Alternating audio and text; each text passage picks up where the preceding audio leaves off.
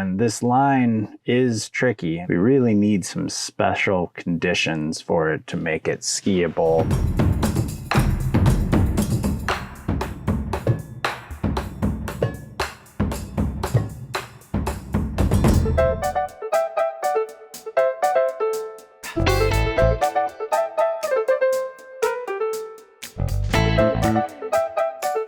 Buenos dias, fam. It's Cody, and we are here on the Columbia ice fields, and the line we are going for is called the Skyladder. It is on Mount Andromeda. And the crux of this line, well, it's pretty obvious. It's pretty steep, it's pretty exposed, a lot of hazards, both ice, glacier, crevasses, avalanches. There's a lot of the typical things on lines like this. And to speak to that effect, I've got my buddy Doug Ward here. Doug is the first guy that's ever skied this line. I remember describing it as salt and pepper, you know, and from skiing in the Rockies, I learned not to go too near to the pepper because things, you know, that's where the hollowness is. In just the 5 years I started looking at it, I remember thinking, I was like, oh, it looks pretty straightforward, goes through quite a lot. And then now I showed up here for the first time and was just blown away by oh my God, there's rocks at the bottom. That choke is super narrow. It seemed to me it was always the blue ice that pervades throughout the winter. Once we get the wet spring storms on top of it, then it was good to go. But now there's all these other hazards in there. I was thinking that it's less that the spring snows are sticking, but that the neve has disappeared. So the snowpack that held those spring storms is no longer there. That stuff stayed year round. And so that gave us the consistency through the elevations to allow you to, to allow the snow to stick and to allow you to stick. Yeah. You know, conditions right now, we are getting reports of some wind slabs up high. We're getting some definitely winter-like conditions still. So I think we're gonna have to be a little patient, maybe go for some test skis around here, go get a feel for the snowpack, because as we showed up yesterday, it just doesn't quite, I don't think it's there yet. And you were saying, the timing on this is even more critical. And I think we're gonna have to be patient. So maybe we go for a ski this afternoon, go poke around. I know a couple places. You know a couple places? All right, you can show us around. So.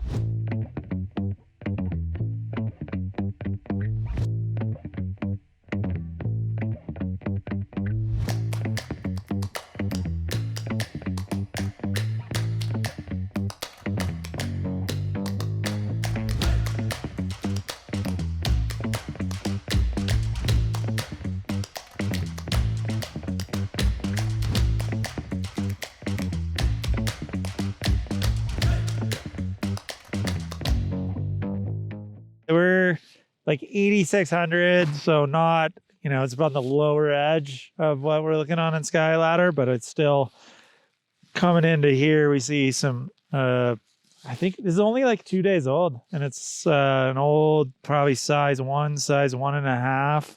No, there's definitely warmth in the snowpack. Look. I got it. Nope. I don't think we're going to get anything to move, but I just want to feel it a little bit. Okay. I got to set up on the corner. Cool. Yeah.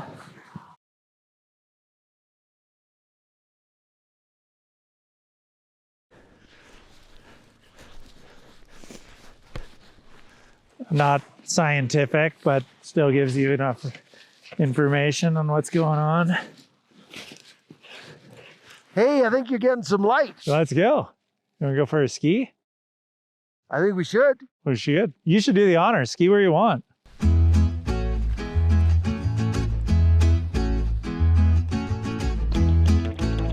"63 years old, shredding."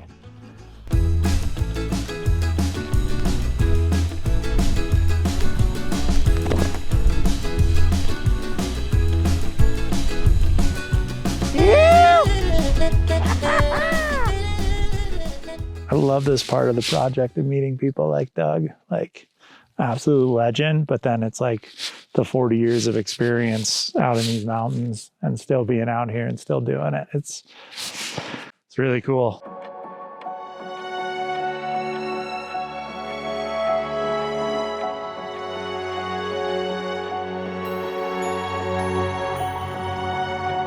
Well, it's been a couple days since we went out with Doug and did a little scout ski and found what we found out there. The next day, we had some decent weather.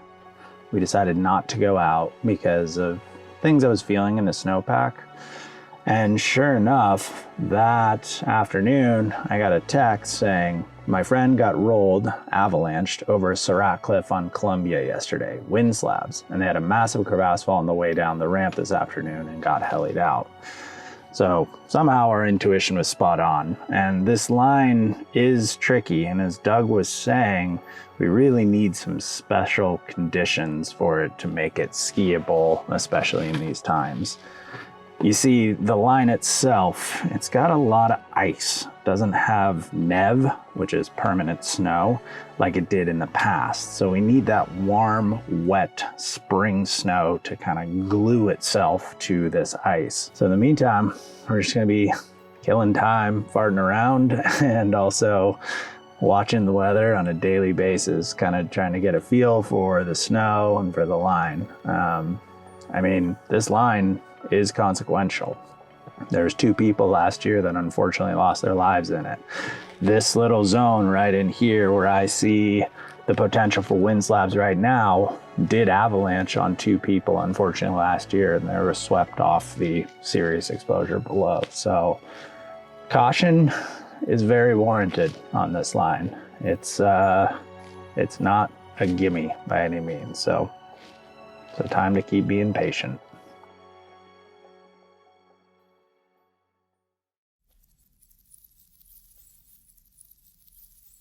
Well, we're back in the Columbia ice fields, looking up at the Skyladder, and it just looks about entirely different world than when we left it a week ago. Got another line on the in-between, and I think this is what we're waiting for. And I think we're gonna be going for it tomorrow. So we got joining us, you might remember from the Amercoolar episode, Kevin Hjertaas, Canmore local, owner of MTN Guide himself. We got good temperatures. It seems like those wind slabs that we were worried about have tampered down quite a bit. Hearing no reports from the field of them. I think all signs are pointing to yes, there's not too much warming. Still gonna go early to give ourselves a window, but I think we're looking good. It's about as good as it gets, I think, weather-wise, yeah. Let's do it.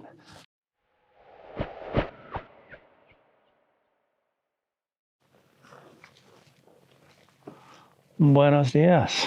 It is 4 in the morning. We're going for the Skyladder. And the line itself, we got about a 3-mile approach today. We're gonna be doing probably around 4,500 vert of climbing to get towards almost the summit of Mount Andromeda, which stands just about 11,300 feet.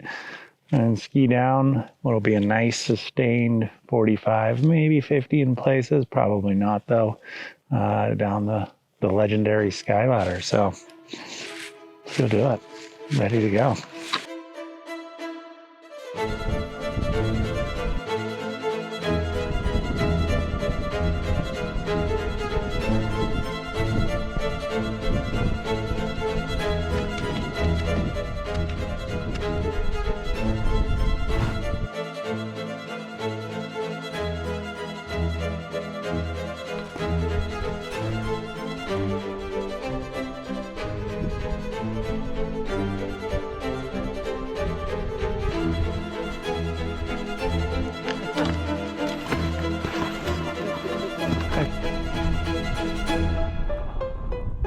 Interesting that usually is a little bit of a crux. We were able to skin right through it. Good omen.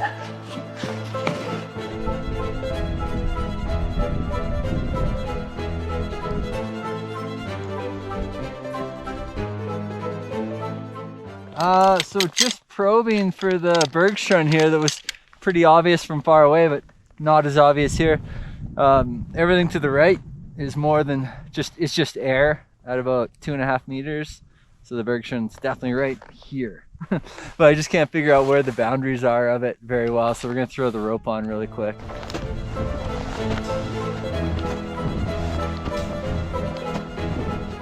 .30. It's actually 7:30 because I didn't set my watch. It's mountain time, it's still Pacific time, but now begins the 2,000-foot boot pack to the top. Let's do it.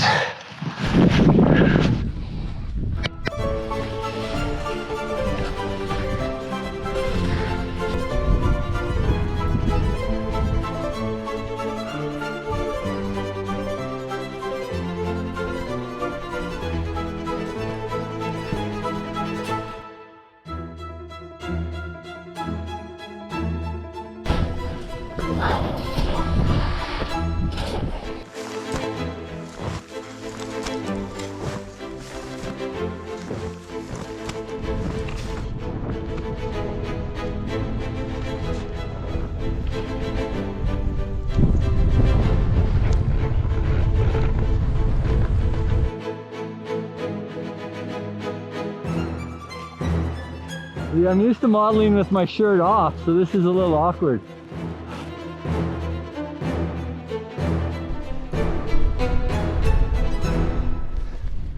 Yeah. That was very enjoyable. Yeah, totally. Ah. Looking good too, I'm happy. Oh, the snow quality looks better than anticipated.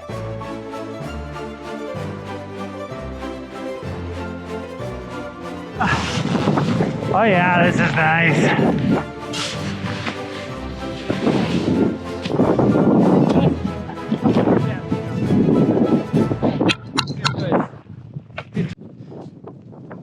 Fish pump, fish pump, fish pump.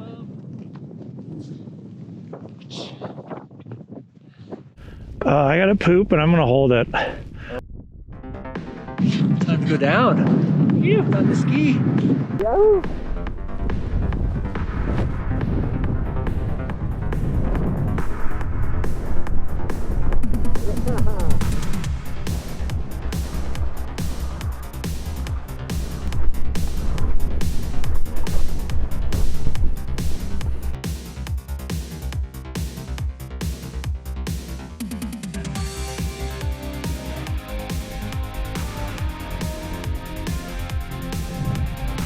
Those are good jump turns.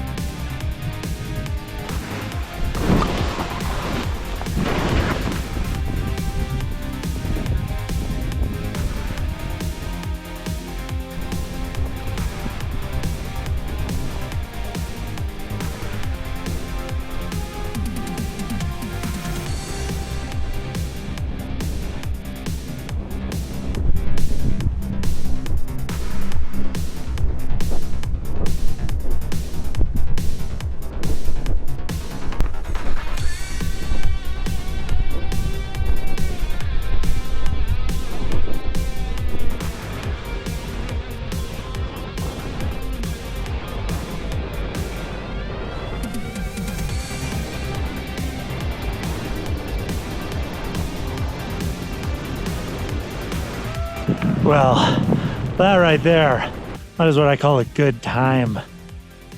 Fun snow, good people, great weather, ripping turns, just great little climb, great views.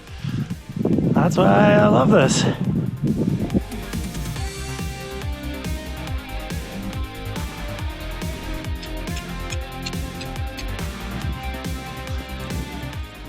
That was enjoyable. That was really fun. That was awesome. The skiing was surprisingly good. Yeah, totally.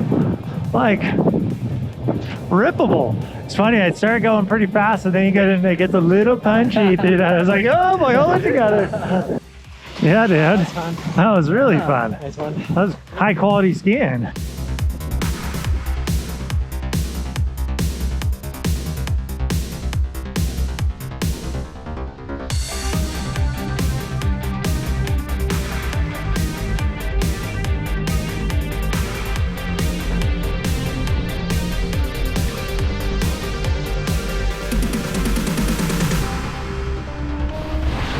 I think this whole section, from what I've heard, has gone from like kind of not too bad to pretty tricky to not too bad again. Yeah.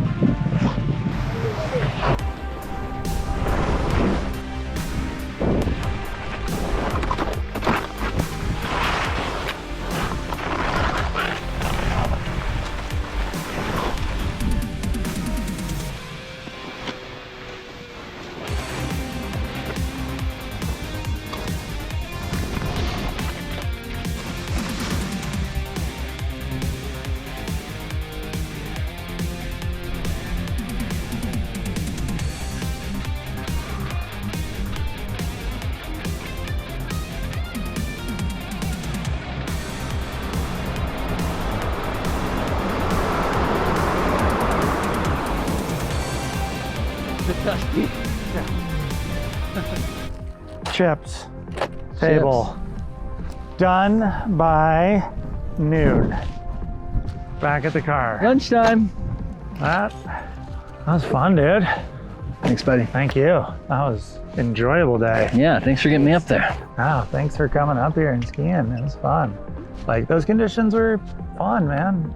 Yeah, no, the turns are better than they looked. Even on the way up, I was like, oh, this is gonna be okay. Sure. But then we started seeing like, oh, it's probably better than okay. For sure. And you know what's the coolest part about lines like this? Come back to right here, you stare at it, you revel in the glory of the day. You're like, yo, yeah, up there, skied up there.